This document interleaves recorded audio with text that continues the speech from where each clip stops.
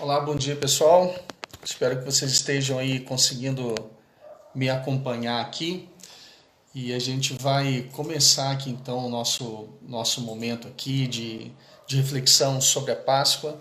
Ontem, infelizmente, não conseguimos fazer a transmissão como nós gostaríamos, onde nós iríamos então explicar todo o sentido da Páscoa, todo o simbolismo, a origem, como que isso se aplica a nós hoje, cristãos.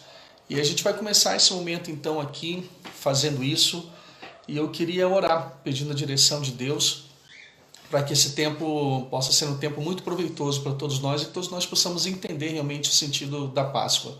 Vamos orar. Senhor, obrigado, Pai, por essa manhã, pela oportunidade de estarmos juntos aqui, ó Pai, estudando um pouquinho a Tua Palavra, e queremos pedir que o Senhor traga clareza ao nosso coração, à nossa mente, e que possamos desfrutar desses momentos, ó Pai, trazendo edificação para cada um de nós. Obrigado por cada pessoa que está comigo nesse momento. Eu quero suplicar, ó Pai, que as Tuas bênçãos estejam sobre a vida, sobre a casa dessas pessoas e que elas possam ser grandemente abençoadas pelo Senhor nesse dia, Pai. É o que nós pedimos, em nome de Jesus. Amém. Vamos lá. Quando a gente pensa sobre Páscoa, e nós sabemos que ela tem origem lá no judaísmo, né? Há muito tempo atrás, sempre surgem muitas perguntas. Do tipo, qual é a origem realmente, qual é todo o simbolismo, qual é a mensagem da Páscoa? A Páscoa cristã é a mesma da Páscoa judaica? É a mesma coisa que os judeus fazem, que nós fazemos? Qual foi o sentido que Jesus atribuiu quando naquele momento de ceia da Páscoa ele parte o pão e distribui o cálice para os seus discípulos, instituindo a ceia do Senhor? Então nós precisamos entender todo esse contexto para que realmente possamos aproveitar para a nossa vida espiritualmente todo o simbolismo que a Páscoa nos traz. Eu queria usar hoje como versículo base o texto que eu usei ontem à noite na reflexão, que é 1 Coríntios 5:7, e depois ele vai servir então como conclusão para esse momento, para que nós possamos chegar a algumas conclusões bem práticas para a Páscoa, né? O sentido da Páscoa para todos nós. Diz assim 1 Coríntios 5:7: livrem-se do fermento velho para que sejam massa nova, sem fermento, que de fato são. Cristo, nosso Cordeiro Pascal, foi sacrificado. É muito interessante o fato de Paulo, escrevendo à igreja que estava em Corinto, chamar Jesus de Cordeiro Pascal. E nós precisamos entender muito bem isso. Paulo estava escrevendo para a igreja de Corinto, e nesse contexto aqui, ele estava então exortando a igreja, orientando a igreja a deixar algumas práticas que eram comuns daquelas pessoas que não faziam parte da igreja, aquelas pessoas que não haviam sido resgatadas por Jesus Cristo, como é o caso da imoralidade sexual, avareza, exploração e idolatria. E ele então, ao exortar a igreja a abandonar tais práticas, ele fala sobre fermento velho, sobre massa nova, e chama Jesus então de nosso Cordeiro Pascal, para que possamos entender muito bem o que Paulo estava querendo dizer para a igreja, ensinar para a igreja. A gente precisa voltar no tempo e entender então essa expressão Cordeiro Pascal, entender toda essa questão da Páscoa, para que possamos então trazer essa aplicação prática para a nossa vida. Vamos então entender toda essa relação e vamos voltar. Eu espero que você esteja com a sua Bíblia aí, abra sua Bíblia, para que a gente possa acompanhar. E aí só para entender um pouquinho, lá em Gênesis 12, nós temos o chamado de Abraão, e a partir dali então a promessa de Deus de que Abraão, ou a partir de Abraão, ele formaria um grande povo, uma grande nação. E nós temos então a partir de Gênesis 12, toda a construção do povo de Israel. Nós temos ali depois os patriarcas, né? Abraão, Isaque e Jacó. Jacó, então, de quem descendem as 12 tribos de Israel. E é interessante que em Gênesis 15, nós temos Deus alertando Abraão de que os seus descendentes seriam oprimidos e escravizados numa terra distante, numa terra alheia. Até que Deus, então, decidisse julgar os opressores e libertar o povo de Israel. Quando nós seguimos um pouquinho mais da história, lá em Gênesis 41, nós temos um dos filhos de Jacó, José, ele chegando então à posição de governador do Egito, e nós conhecemos muito bem toda aquela história, daquele sonho que Faraó teve sobre as 7 vacas gordas, as 7 vacas magras, as 7 espigas de milho saudáveis e as 7 espigas frágeis, debilitadas. E nós temos então José ascendendo à posição de governador do Egito.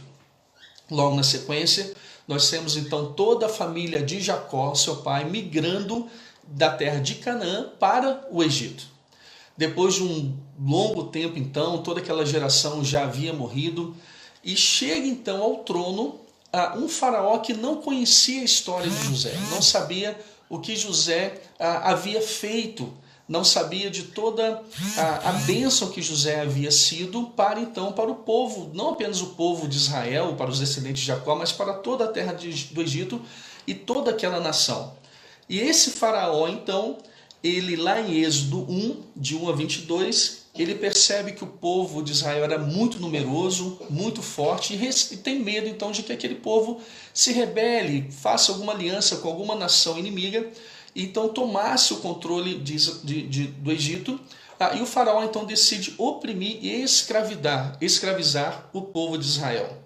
O tempo vai passando então, e nós encontramos então a opressão do povo de Deus por 400 anos, até que Deus chama Moisés, levanta Moisés como o libertador do Egito. Isso nós encontramos lá em Êxodo 3 e 4. Nós temos em Êxodo 3 aquela experiência maravilhosa de Moisés, Deus falando com ele através da sarça, daquela planta que não se consumia, embora estivesse em chamas. E logo na sequência, então, a partir de Êxodo 5, nós temos a resistência do faraó, e nós temos o início do que popularmente nós chamamos de 10 pragas. O melhor termo, na verdade, seria 10 juízos de Deus. E nós temos então na sequência, Deus demonstrando todo o seu poder na terra do Egito. E no final, então, como último juízo ou última praga, nós temos o anúncio da morte dos primogênitos. Algo realmente terrível que aconteceu. E a partir daí, então, do relato ou do anúncio desse último juízo é que nós temos o começo da instituição da Páscoa. Se você quiser abrir sua Bíblia em Êxodo 12, de 1 a 13, eu vou ler aqui para que a gente possa entender um pouquinho melhor esse contexto. Então, Êxodo 12, de 1 a 13. Olha que interessante o que nós temos. Então o Senhor disse a Moisés e a Arão no Egito: de agora em diante, este mês será para vocês o primeiro do ano. Anunciem a toda a comunidade de Israel que no 10º dia deste mês, cada família escolherá um cordeiro ou um cabrito para fazer um sacrifício, um animal para toda a casa, ou para cada casa. A família que for pequena demais para comer um animal inteiro deverá compartilhá-lo com outra família da vizinhança. O animal será dividido de acordo com o número de pessoas e a quantidade que cada um puder comer. O animal escolhido deverá ser um cordeiro ou um cabrito de 1 ano sem defeito algum. Guardem bem o animal escolhido até a tarde do 14º dia do primeiro mês. Nesse dia, toda a comunidade de Israel sacrificará seu cordeiro ou cabrito ao anoitecer. Em seguida, tomarão um pouco do sangue e o passarão nos batentes laterais e no alto das portas das casas onde comerem o animal. Nessa mesma noite, assarão a carne no fogo e a comerão acompanhada de folhas verdes amargas e de pão sem fermento. Não comerão a carne crua nem cozida. O animal todo, incluindo a cabeça, as pernas e as vísceras, deverá ser assado no fogo. Não deixem sobras para a manhã seguinte. Queimem o que não for consumido antes do amanhecer. Estas são as instruções para quando fizerem a refeição. Estejam vestidos para a viagem, de sandálias nos pés e cajado na mão. Façam a refeição apressadamente, pois é a Páscoa do Senhor. Nessa noite, passarei pela terra do Egito e matarei todos os filhos mais velhos e todos os primeiros machos dentre os animais na terra do Egito. Executarei juízo sobre todos os deuses do Egito, pois eu sou o Senhor. Mas o sangue nos batentes das portas servirá de sinal e marcará as casas onde vocês estão. Quando eu vir o sangue, passarei por sobre aquela casa, e quando eu ferir a terra do Egito, a praga de morte não os tocará. E Deus completa então dizendo que esse dia deverá ser recordado e lembrado em toda a existência do povo, em toda a história do povo. Tá? E aí o que nós temos aqui então na instituição da primeira Páscoa? Algumas orientações importantes. Deveria haver um cordeiro ou um cabrito de 1 ano sem defeito, um para cada casa. Se a família fosse muito pequena, então poderiam juntar algumas famílias para fazer aquela refeição. esse animal deveria ser sacrificado e o sangue daquele animal deveria ser passado nos batentes das portas, tanto em cima quanto nas laterais. Essa carne deveria ser assada e deveria então nessa refeição ser comida junto com folhas amargas e com pão sem fermento. E um detalhe muito importante, o povo deveria estar preparado para a viagem, já com as suas roupas, com sandálias nos pés, com seus cajados, porque naquela noite ele seria então liberto do Egito. É interessante a gente observar então que quando Deus estabelece a Páscoa, ele estabelece a Páscoa como sendo um juízo para o povo do Egito, para aquela nação opressora, mas ele também estabelece aquilo como sendo um símbolo do livramento dele e do cumprimento da sua aliança que ele havia feito com Abraão, com Isaac e Jacó, de que aquela nação, aqueles descendentes, iriam um dia para a terra prometida. Então nós começamos a entender então esse sentido da Páscoa, que ela representa então de uma forma histórica a libertação do povo, e nós vamos ver agora também que no sentido espiritual significa também o livramento do juízo de Deus, daquele momento terrível então da morte dos primogênitos.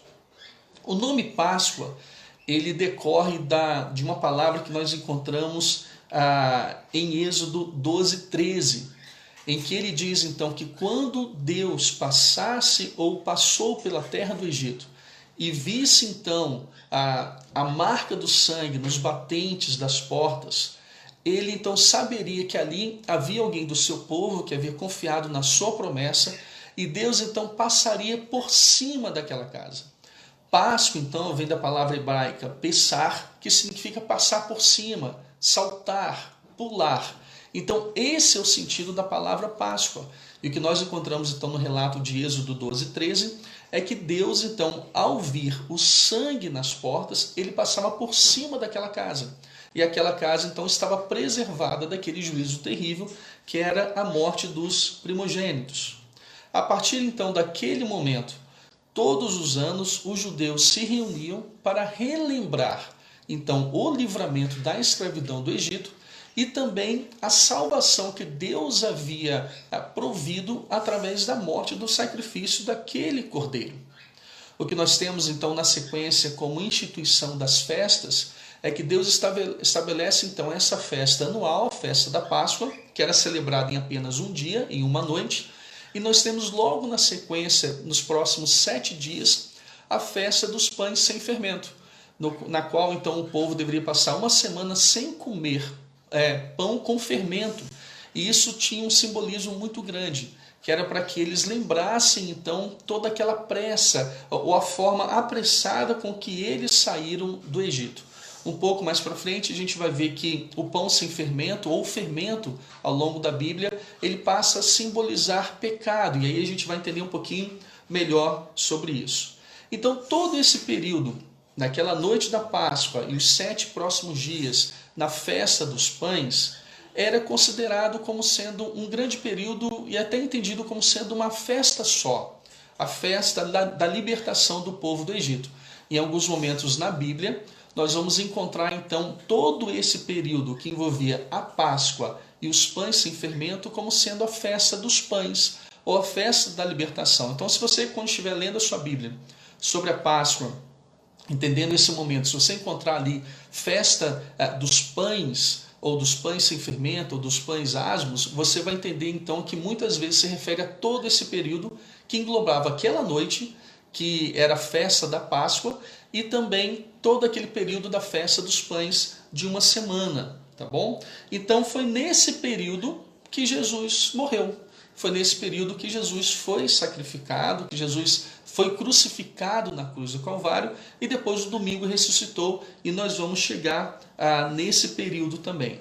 Lá em Êxodo 12, nós encontramos, a partir do versículo 25 até o 27, nós encontramos uma orientação muito interessante da parte de Deus, em que Deus então diz para o povo que quando ele entrasse na terra prometida, entrasse em Canaã, e os seus filhos então perguntassem por que eles estavam fazendo aquilo, por que eles estavam celebrando aquela festa, que era para que eles então explicassem que é o sacrifício da Páscoa para o Senhor, pois ele passou por sobre as casas dos israelitas no Egito.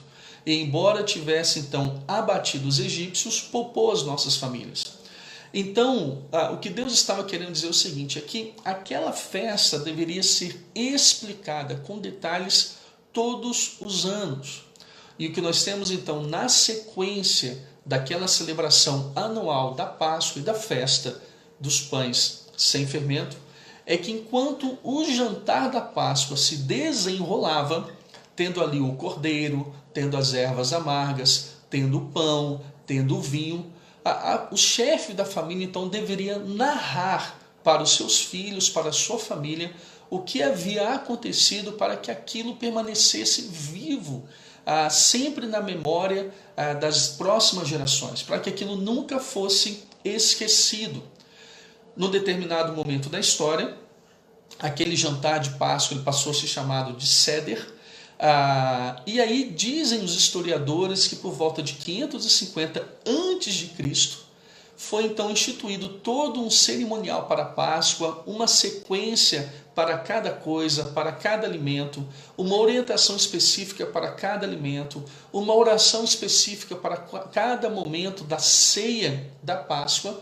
E a partir daquele momento, então, nós temos que o cordeiro sacrificado para a Páscoa, ele passou a ser chamado de cordeiro pascal. E aí nós começamos então a fazer essa relação com o que nós encontramos Paulo então escrevendo em 1 Coríntios 5, 7. Muito bem, deixa eu respirar um pouquinho e a gente vai seguir. Espero que vocês estejam me acompanhando.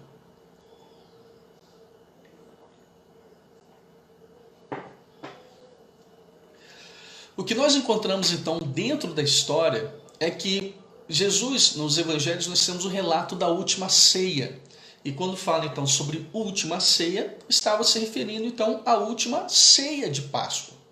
Muito provavelmente essa não tenha sido a única ceia que Jesus havia celebrado com seus discípulos, ou seja, a única ceia de Páscoa. Mas muito provavelmente Jesus então já havia celebrado com seus discípulos naquele momento. Aquelas pessoas dentro da sua história, no seu contexto familiar, já haviam então celebrado a Páscoa, a ceia da Páscoa, muitas e muitas vezes, mas naquele momento específico que nós temos, na noite anterior à prisão de Jesus, ou melhor, na noite da prisão de Jesus e na noite anterior ao seu sacrifício, à sua morte, nós temos Jesus fazendo algo bem diferente, tá? De todos os elementos do Seder de Páscoa, ou seja, do jantar da Páscoa, da ceia da Páscoa, um deles era muito significativo, que era o pão. Na verdade, havia 3 pães sem fermento, e esses pães, então, eles ficavam unidos dentro de um mesmo pano com 3 divisões, e cada um dos pães simbolizava um patriarca. Um pão simbolizava Abraão, outro pão simbolizava Isaac e o outro pão simbolizava Jacó. Dentro da tradição judaica, nós temos Isaac, filho de Abraão, como sendo uma representação do Messias, daquele Messias que viria no futuro, que havia sido então anunciado pelos profetas. E por que isso? É porque nós sabemos muito bem da história de quanto tempo Abraão ficou esperando então a vinda do seu filho, o nascimento do seu filho Isaac, e nós sabemos também daquele período da história, daquele momento da história, em que Deus pede para Abraão sacrificar o seu filho Isaac. Então, por tudo isso, Abraão simbolizava o Messias que viria. Então, dentro do momento da ceia, era costume, então, e isso deveria ser cumprido em cada casa que celebrava a ceia da Páscoa. Num determinado momento, então, o anfitrião pegava aqueles 3 pães que estavam um sobre o outro, ele pegava o pão do meio que simbolizava Isaac e ele partia aquele pão na metade. Aquela metade, então, que era partida, era guardada, era reservada, e aquela metade, então, reservada, guardada, recebia um nome muito curioso, que era Afikoman, que significa aquele que virá ou aquele que está por vir. Qual era então o simbolismo disso? É que, muito embora Isaac representasse a figura do Messias que viria no futuro, para os judeus a revelação do Messias estava incompleta, porque o Messias ainda não havia chegado, eles não sabiam quem era o Messias. Então, por isso, eles reservavam a metade daquele pão que simbolizava Isaac para representar essa revelação incompleta sobre o Messias. E essa metade, então, do pão era reservada com o nome de Aficomã, aquele que virá ou aquele que está por vir. Lá em Mateus 26, 17 e nos outros evangelhos, com exceção de João, nós encontramos os discípulos perguntando para Jesus: Senhor, onde o Senhor deseja que preparemos a Páscoa? Então nós temos Jesus dando orientação para que eles procurem um homem, e nós temos então a Páscoa sendo celebrada, a ceia da Páscoa sendo celebrada naquele lugar que nós chamamos de cenáculo. E nós precisamos entender então que essa ceia, ou essa refeição da Páscoa a que os discípulos estavam se referindo, era na verdade a ceia da Páscoa, como então havia prescrição dentro da tradição judaica. Nós encontramos então os discípulos se reunindo para a ceia. Tudo começa a acontecer de uma forma muito normal, como mandava a tradição. Eles começam a comer a sua refeição, eles fazem todas as orações de uma forma como estavam acostumados a fazer. Mas num momento específico daquela ceia de Páscoa, Jesus faz algo totalmente diferente. Eu fico tentando imaginar então a surpresa dos discípulos, e eu fico tentando imaginar se eles realmente conseguiram compreender tudo aquilo que Jesus estava ensinando para eles naquele momento.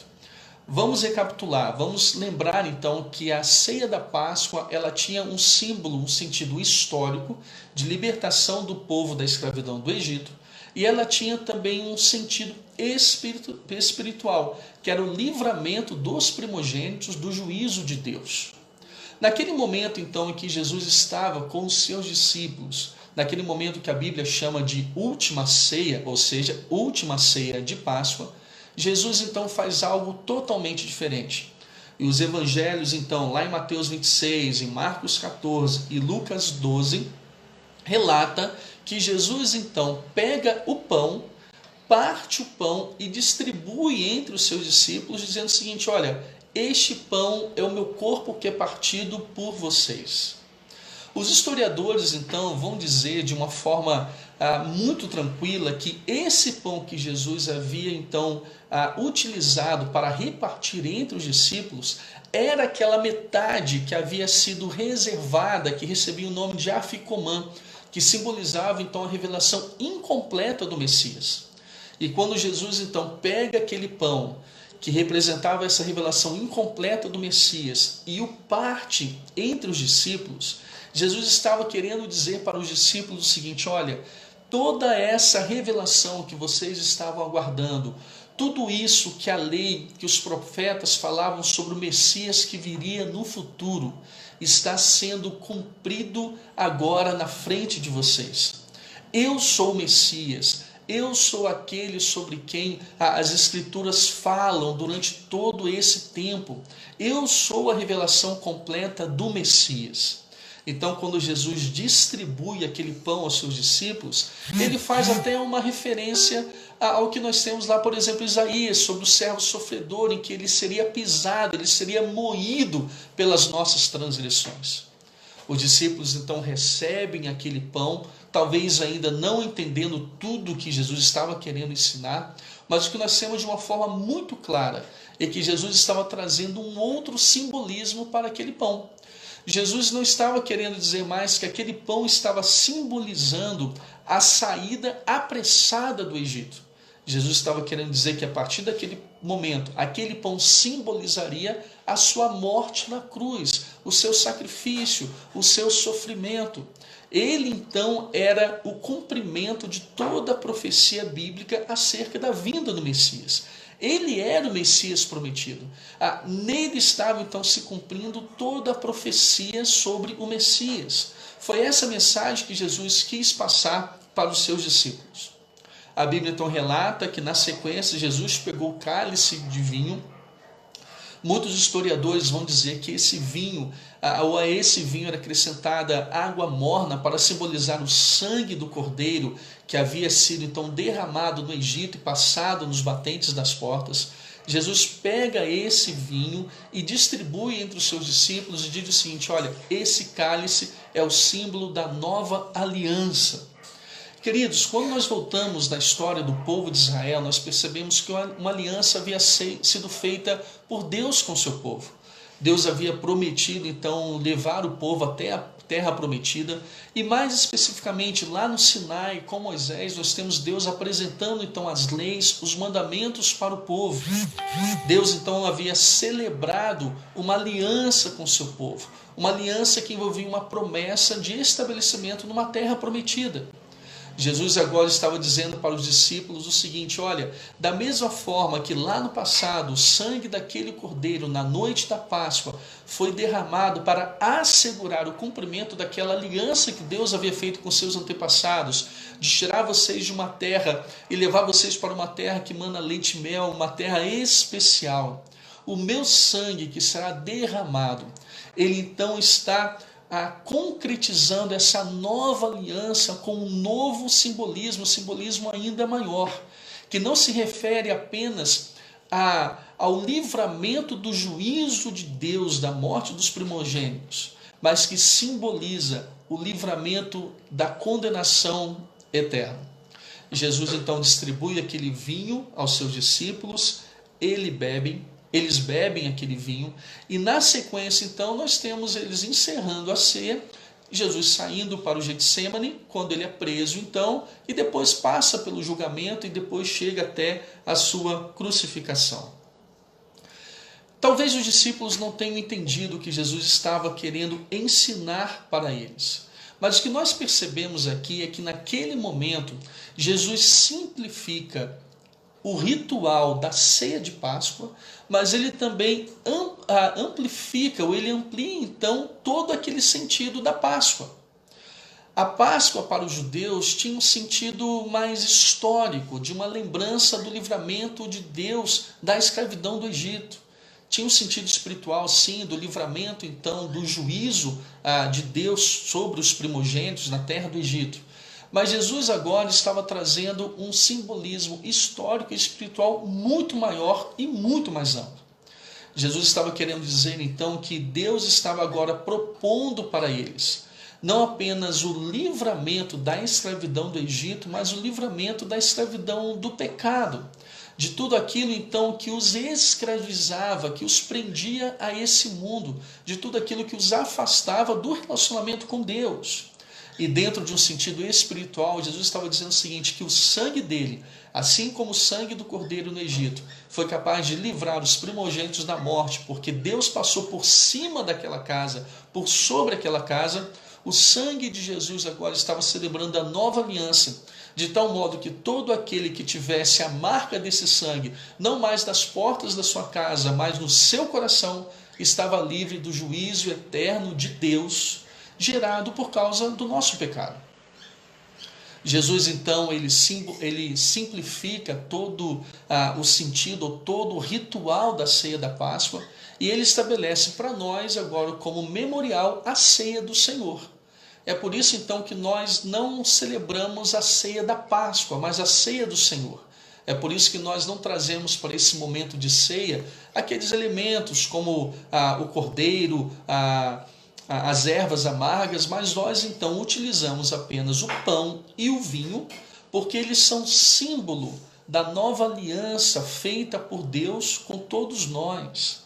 E Jesus então ele amplia todo esse sentido, porque se a ceia da Páscoa se refere então aos judeus que estavam no Egito, e a lembrança do livramento de Deus e das promessas de Deus para o povo de Israel, nós temos a ceia do Senhor como sendo um símbolo da aliança que Deus fez com todos nós na cruz do Calvário. Então, quando nós pensamos sobre isso, nós precisamos entender que nós não celebramos a Páscoa da mesma forma que os judeus celebram. Os judeus celebram a Páscoa como sendo um memorial da saída do livramento da escravidão do Egito. Nós celebramos a Páscoa como sendo um memorial do livramento da condenação eterna e da escravidão do pecado. O que nós precisamos entender é que, por uma questão histórica, foi estabelecida então uma data anual específica para a celebração da Páscoa cristã.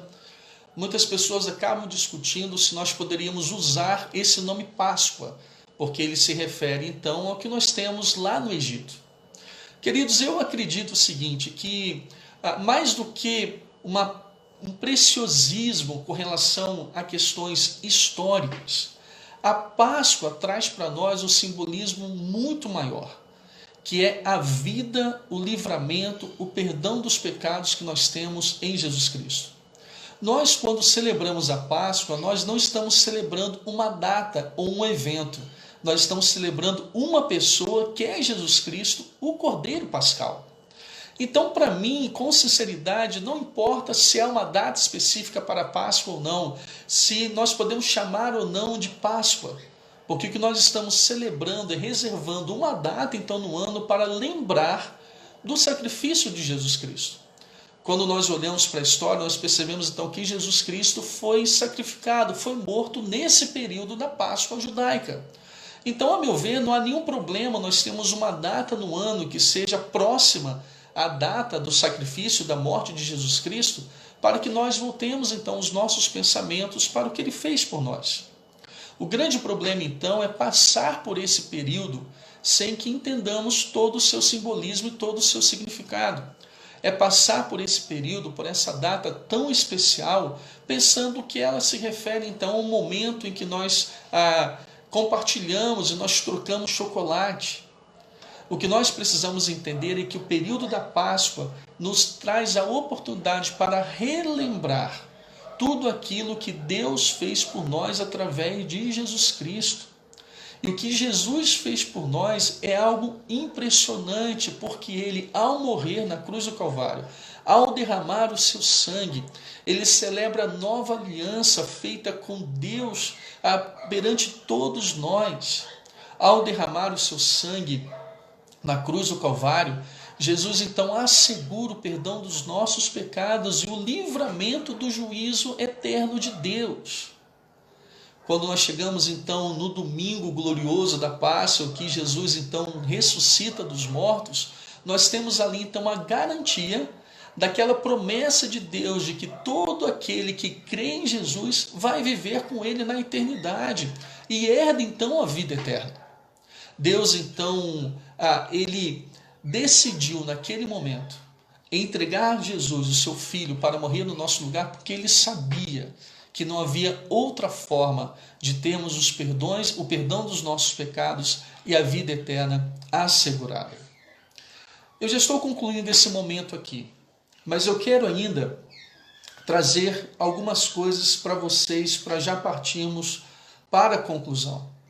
Quando nós pensamos então sobre Páscoa, como eu disse, nós não celebramos uma data, não celebramos um evento, nós celebramos uma pessoa. E isso deve ser feito todos os dias da nossa vida, porque a razão da nossa existência é Jesus Cristo, o nosso Cordeiro Pascal. Foi ele que derramou o seu sangue para nos livrar da escravidão do pecado. Foi ele que derramou o seu sangue para nos livrar do juízo de Deus. E foi ele que ressuscitou o terceiro dia para garantir a nossa vida eterna. Quando nós voltamos agora, e aí realmente já concluindo, ao texto de Paulo em 1 Coríntios 5, 7, quando ele diz o seguinte: livrem-se do fermento velho para que sejam massa nova, sem fermento, que de fato são. Cristo, nosso Cordeiro Pascal, foi sacrificado. Há dois detalhes muito importantes que eu gostaria de compartilhar com vocês. Primeiro, a Páscoa só faz sentido para aqueles que foram alcançados pelo sacrifício de Cristo, o Cordeiro Pascal. Na Páscoa, no Egito, somente aqueles que tinham a marca do sangue do Cordeiro Pascal nas portas das suas casas foram livres do juízo de Deus. Da mesma forma, somente aqueles que têm a marca do sangue do Cordeiro Pascal, Jesus Cristo, no seu coração, estão livres do juízo de Deus. O sangue, da mesma forma que o sangue do Cordeiro no Egito fez essa diferenciação, Hoje, o que traz esse momento e essa tranquilidade para nós é ter as marcas do sangue do Cordeiro no nosso coração. E eu quero perguntar para você, você realmente acredita que Jesus é o Cordeiro Pascal? Aquele que derramou o seu sangue para perdão dos nossos pecados, para assegurar a nossa salvação, o livramento do juízo de Deus? Se você já crê em Jesus dessa forma, a Páscoa faz sentido para você. Mas se você não crê, ainda que você separe esse momento do ano para celebrar a Páscoa, ela ainda não fez todo o sentido para você. E eu queria convidar você nesse momento, nesse ano, a entender todo o sentido da Páscoa e realmente a crer em Jesus como o Cordeiro Pascal, aquele que perdoa os nossos pecados e aquele que nos livra do juízo eterno de Deus por meio do seu sangue. O segundo detalhe é que a Páscoa só faz sentido para aqueles que foram transformados pelo sacrifício de Cristo, que é o Cordeiro Pascal. Lá no Egito, o pão sem fermento simbolizava a partida com pressa da escravidão. Como eu disse no início, no decorrer da revelação bíblica, o fermento passou a simbolizar pecado, aquilo que nos prende a esse mundo, aquilo que nos mantém escravizados. Quando nós encontramos então Paulo dizendo que aqueles que foram transformados pelo sacrifício de Cristo, aqueles que foram alcançados pelo sacrifício de Cristo, foram feitos massa nova, sem fermento, e ele nos orienta então a ter uma vida sem esse fermento, ou seja, sem o pecado. O que ele está querendo dizer é que aqueles que foram libertos da escravidão do pecado não podem mais voltar a uma vida de pecado. Da mesma forma que o povo de Israel, ele, ao sair do Egito, em vários momentos desejou voltar para a escravidão do Egito, e ele foi punido, foi castigado por Deus, e foi um erro então o povo desejar voltar para a escravidão do Egito. Nós que fomos alcançados pelo sacrifício de Cristo e fomos libertos da escravidão do pecado, não podemos querer voltar para uma vida de pecado. Nós precisamos então viver como uma massa nova, sem fermento velho, sem a contaminação do pecado, sem a prisão do pecado. E aí eu quero fazer mais uma pergunta para você. Você que já crê em Jesus como o Cordeiro Pascal, que já foi alcançado pela mensagem da Páscoa, tem vivido como massa nova, afastado do pecado? Tem vivido de uma forma digna do sacrifício de Jesus Cristo? É algo para pensar. Então, queridos, a Páscoa traz esse duplo simbolismo para nós. Traz a mensagem de que nós só podemos ser livres da escravidão do pecado e ter, então, o livramento do juízo de Deus por meio do sangue de Jesus Cristo. E nós precisamos viver como massa nova, sem fermento, ou seja, totalmente afastados do pecado, de uma forma digna do sacrifício de Jesus Cristo. Para resumir e responder algumas perguntas iniciais, a nossa Páscoa é diferente da Páscoa dos judeus. Nós entendemos agora então o simbolismo da ceia do Senhor. Por que Jesus então utiliza apenas o vinho e o pão para trazer então para nós a orientação da celebração da ceia do Senhor e não apenas mais ou não mais da Páscoa ou da ceia da Páscoa. Nós precisamos então viver de uma forma que traga glória e honra a Jesus Cristo, o nosso Cordeiro Pascal, aquele que foi morto e ressuscitou para perdoar os nossos pecados e garantir a nossa vida eterna. Eu espero que eu tenha conseguido ajudar você a nessa manhã entender de uma forma mais concreta o simbolismo da Páscoa. E mais do que isso, o desejo do meu coração é que através desse estudo aqui, você possa ser tocado pelo Espírito Santo de Deus e entregar a sua vida a Jesus Cristo, a confiar no seu sacrifício eterno, crendo que Ele é o Cordeiro Pascal, que nos livra da escravidão do pecado e nos livra, assim, do juízo de Deus. Que Deus abençoe você. Se por acaso ficar alguma dúvida, mande uma mensagem para mim, para que eu possa responder para você. Mas se você também achou que esse estudo foi relevante, dê um retorno apenas para eu saber se ficou claro e se ajudou você de alguma forma. Obrigado por você ter me acompanhado esse tempo aqui. Que Deus abençoe a sua vida e que a partir de agora todos nós possamos celebrar uma Páscoa e, mais do que isso, a ceia do Senhor, todos os meses, como geralmente fazemos nas nossas igrejas, de uma forma muito relevante, de uma forma muito coerente, entendendo todo o seu sentido. Cristo é o nosso Cordeiro Pascal e nós precisamos acreditar nisso. Eu queria orar por você, agradecendo a Deus pela sua vida e pelo tempo que passamos juntos aqui. Abaixe sua cabeça, vamos orar ao Senhor. Senhor, eu te louvo, Pai, pela oportunidade de, nesse momento, explicar, ó Pai, para os nossos queridos o sentido da Páscoa, o simbolismo da Páscoa. Eu quero suplicar ao Senhor, ó Pai, que o Senhor venha completar aquilo que faltou. E que, acima de tudo, ó Pai, o Senhor venha trazer convicção ao nosso coração de que Cristo é o Cordeiro Pascal e possamos realmente entender todo o simbolismo da Páscoa. Entender, ó Pai, que Ele, ao partir o pão e ao distribuir o vinho, Ele estava ali, ó Pai, celebrando conosco uma nova aliança, trazendo para nós um sentido muito mais amplo, ó Pai, que a partir do seu sacrifício, todos nós, ó Pai, estamos livres da condenação, da escravidão do pecado e livres, ó Pai, do juízo do Senhor. Te louvamos, ó Pai, porque Ele veio ao mundo como um servo sofredor, Ele veio ao mundo como um filho obediente, se entregou para morrer, mas ao terceiro dia ressuscitou, demonstrando a sua glória e o seu poder sobre a morte, ó Pai, para nos garantir a ressurreição no último dia e a vida eterna. E te louvamos porque nós sabemos que Ele reina sobre todo o nome, ó Pai, e porque um dia Ele voltará para nos buscar, para que possamos passar toda a eternidade ao Teu lado. Muito obrigado pela salvação que nós temos em Jesus Cristo. Muito obrigado pelo Teu amor. Muito obrigado, ó Deus, pelo consolo que recebemos do Espírito Santo. Muito obrigado, ó Deus, porque hoje nós podemos compreender que Jesus é o nosso Cordeiro Pascal e podemos crer que o seu sacrifício eterno é suficiente para perdão dos nossos pecados e para assegurar a nossa vida eterna. Que Deus assim, ó Pai, que o Senhor assim possa abençoar a vida de cada um de nós, trazendo paz, alegria e esperança nesses dias difíceis. Mas queremos suplicar ao Pai que o Senhor venha nos guardar, nos proteger, e que pela Tua graça e pela Tua misericórdia, Pai, o Senhor venha abreviar os momentos difíceis que temos passado no nosso país. É o que nós pedimos, Pai, e agradecemos em nome de Jesus. Amém. Queridos, Deus abençoe vocês e quem sabe algum dia voltamos aqui com algum outro assunto, algum outro momento que seja relevante para nós.